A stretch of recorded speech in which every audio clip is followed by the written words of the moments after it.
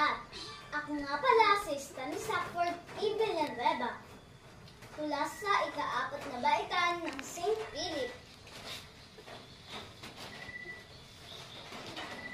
Ang langgam at ang tipaklong, isang pawala hango sa daan, and the grasshopper ni Aesop.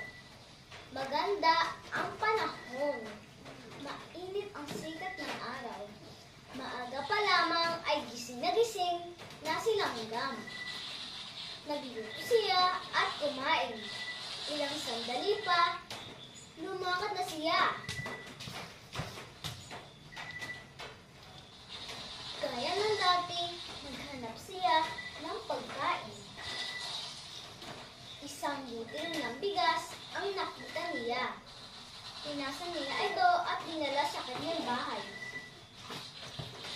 Nakita siya ng tipaklong.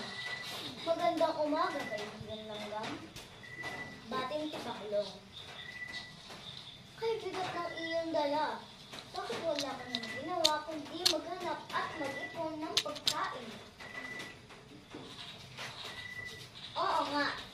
Nag-iipon ako ng pagkain habang maganda ang panahon. Sagot ni langgam.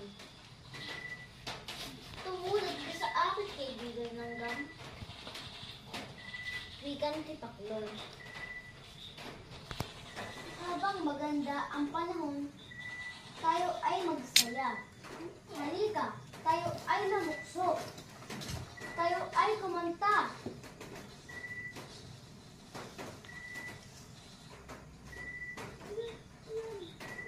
Ikaw na lang, kaibigan tipaklong. Sagot ni langgam. Gaya ng sinabi ko sa'yo, ako ay naghahanap ng pagkain.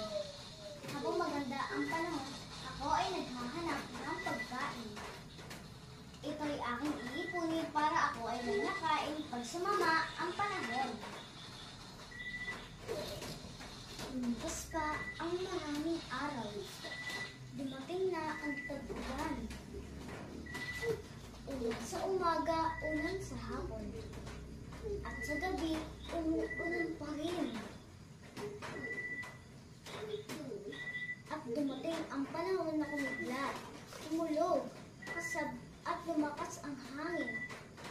Sabay ang malakas na pagbuhos ng ulan. Linaw na linaw at gutom na gutom ang kaawa-awang tipaklong.